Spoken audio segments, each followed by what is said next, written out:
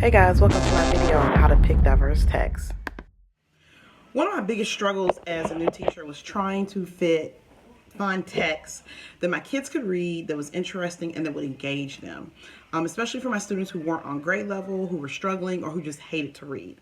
So this video tonight is going to talk about ways for you to pick diverse text, some things you should consider as you pick these diverse texts, and some things you can do this summer to get your kids ready for the text they're going to read starting in August.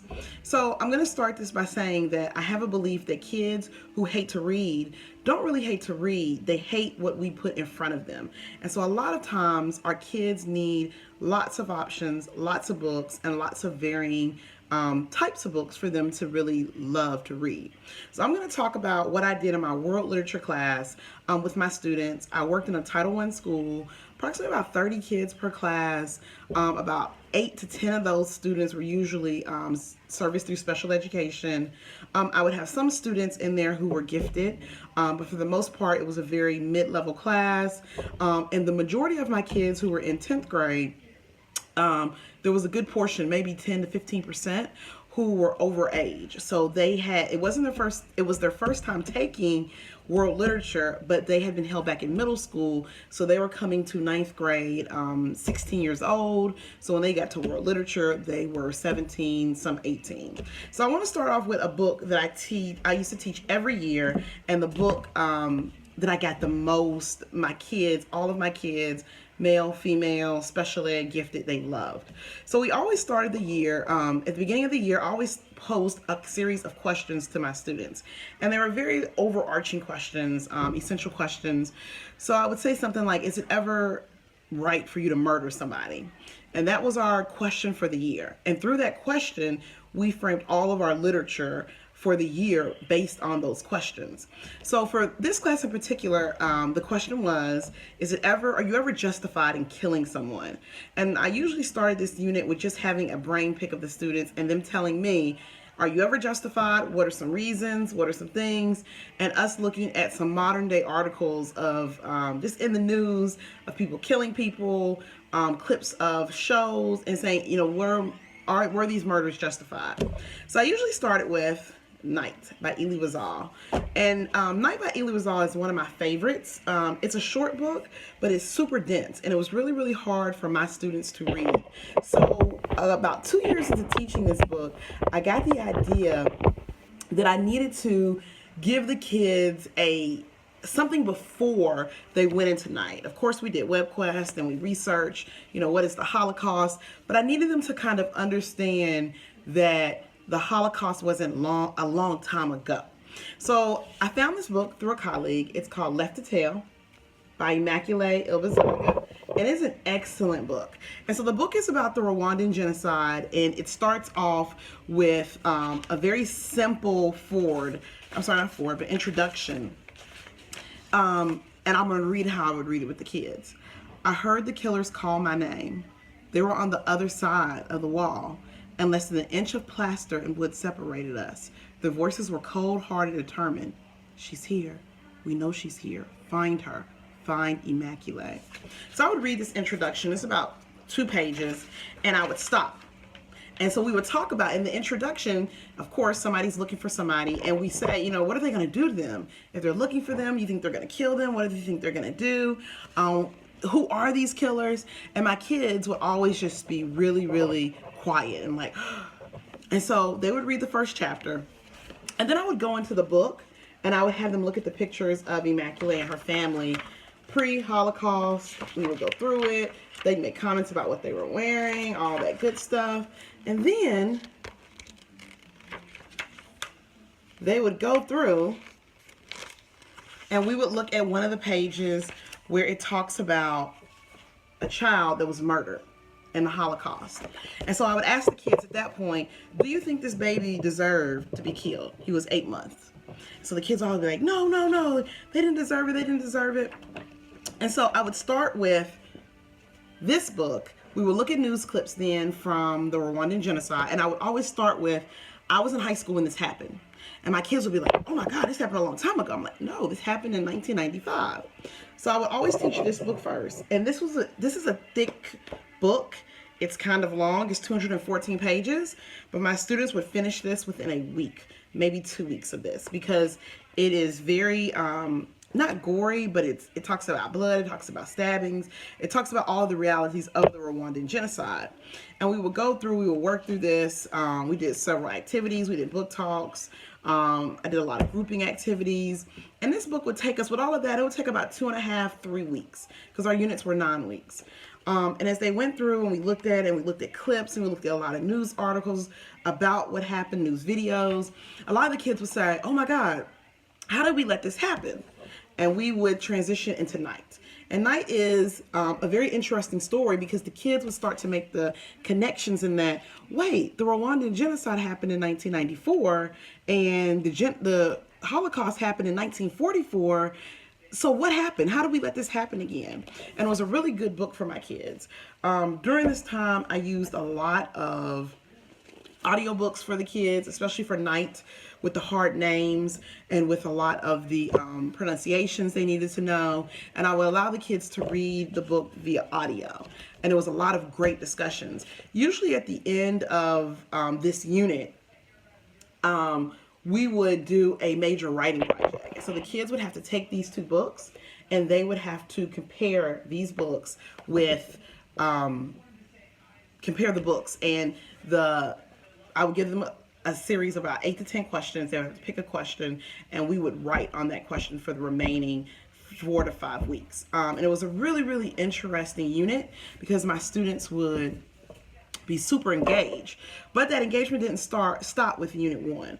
So I like to pick a lot of different books that they would not have read on their own. So another book that I really liked was How the Garcia Girls Lost Their Accents by Julia Alvarez. It was a really, really good book. It was very different for my kids, because they had never read a book like this. And so it was very interesting to talk to them about 1960s New York City, the Dominican Republic. Where is the Dominican? We didn't know the other side of the Dominican is Haiti, and all of those good things. Another great book that we picked was, and excuse the front because my daughter wrote over it, is A Lesson Before Dying by Ernest Gaines. This is a great book. This is a really, really good book. It's a dense book.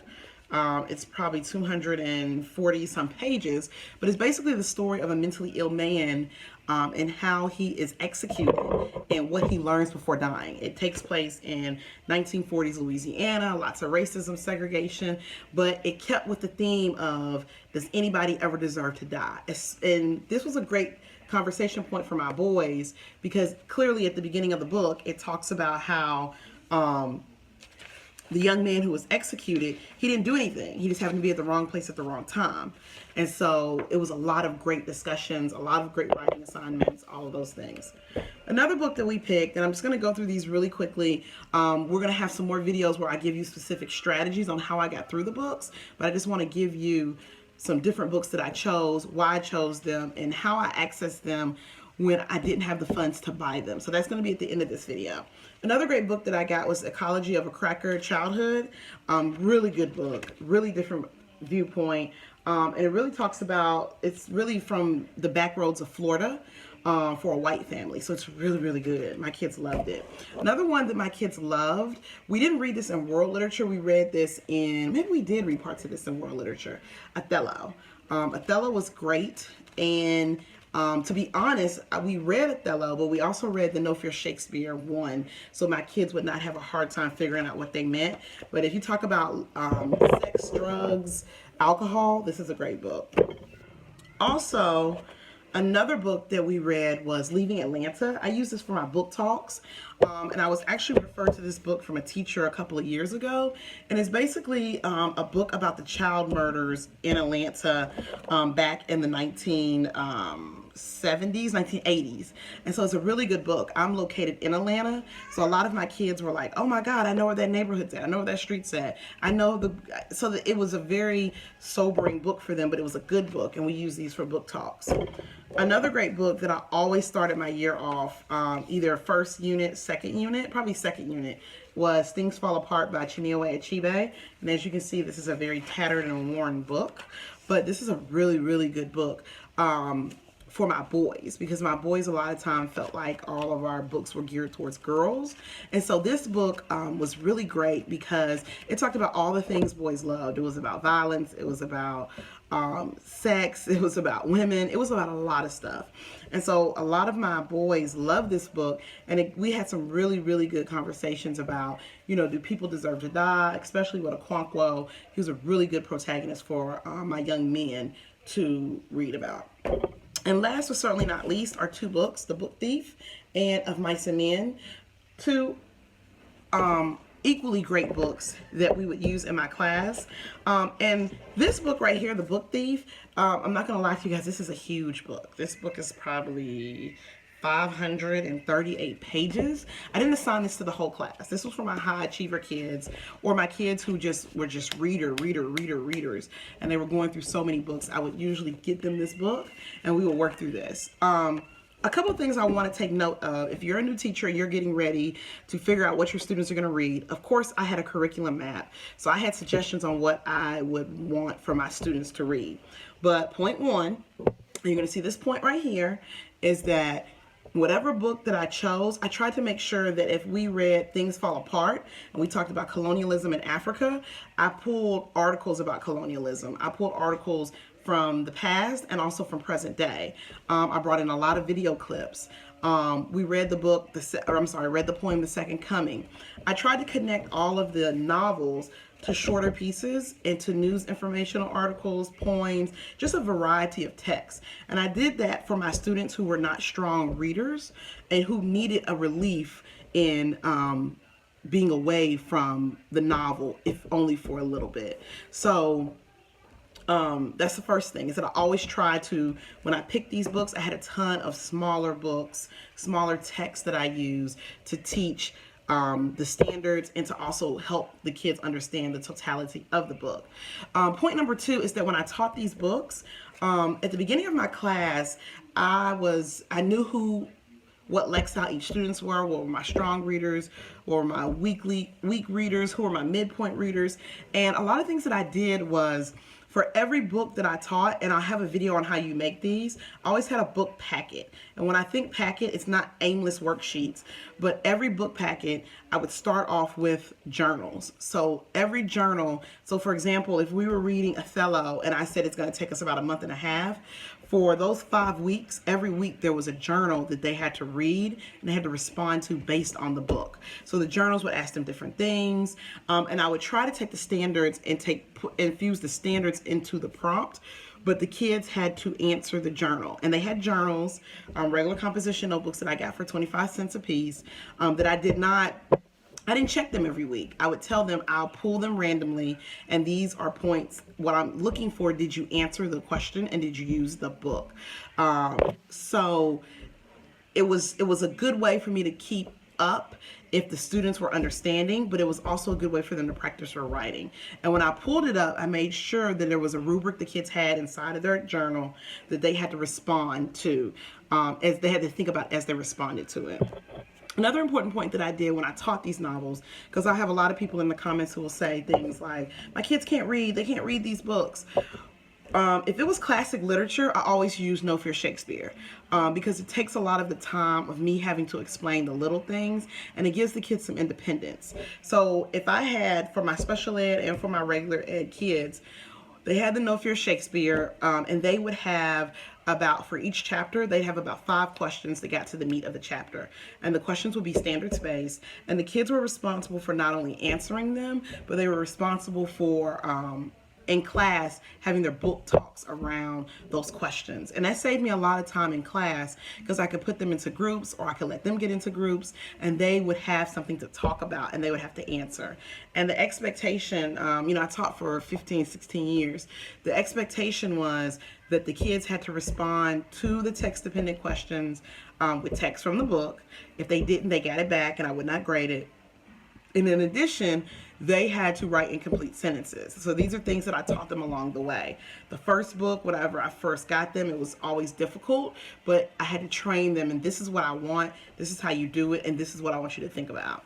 The last thing that I usually do is, if this book is 10 chapters, every 3 chapters there was a mini project for the kids to complete based on what I had taught and based on the standards. So it might be a mini project where they had to take a map of the protagonist's travels through his childhood, and they had to match it up with scenes in the book, just some minor project for them to do, so they weren't just answering questions and reading. I wanted to make sure that they understand not only the book, but that they understand how the standards that I taught through the book.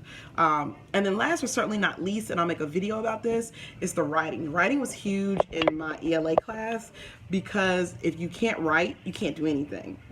I'm a firm believer in that. So one of the first things that I started to do was, you heard about the journals, the text-dependent questions, but also at the end of each project, I would give the kids about 8 different writing prompts, and I would tell them probably 8 to 10. And it took me some time to get a good sense of a good quality of them to choose from. But once I did, I would tell the kids, I would go through each prompt, I would talk to them about it, and then I would tell them, you have the next 30 minutes to figure out which prompt you want to use. And I would only let a certain amount of people pick each different prompt. And if there were friends in a group who wanted to do the same prompt, I would make them do rock, paper, scissors, or flip a coin, and they would have to pick a new one. But the writing was huge, and we usually started working on the writing assignments about 3 to 4 weeks into the unit. Remember, our units are 9 weeks. So that gave them about 5 weeks for us to go through the writing, for them to see examples, for them to revise, and for them to get to a point where they could turn me in something that was of quality. So last and certainly not least, if you're a new teacher and you're looking for books, you're trying to say, I don't have any money, I don't know where to get books, a great place is, ding, ding, ding, the thrift store. Go to the thrift store, and usually these books will be like 50 cents. Another thing that I did is that if you go to the library in your town, in your city, they usually have book sales, and books again are like $1.50. Another thing that I did, I went to the other teachers in my department when I first started, and I saw, what books do you guys have, and what books do you guys not read? Because a lot of times, a lot of my colleagues would just hoard books, and the kids didn't read them. So I would take those, and until I got some principals who really believed in buying books for students, a lot of the books that I had to assign were piecemealed. Or if they were old enough, I think if they're over 100 years old, I think you can get them for free. So I would go online and I would find the PDF, and I would send the PDF out to students so they could have it and they could read it in their phones, and it wasn't an issue on if they had the book or if they didn't have the book.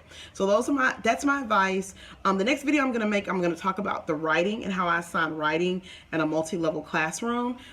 Just for note, guys, when I taught in Title I, high poverty, lots of special ed, students being serviced through special ed. So this is not a model classroom, and the first time that I did this, and I wanted my kids to read these difficult, diverse texts, a lot of things went wrong, but I perfected a lot of things, and by the time I finished teaching, a lot of my kids, I felt good that they were exposed to great texts, and not only, more importantly, they actually read the text.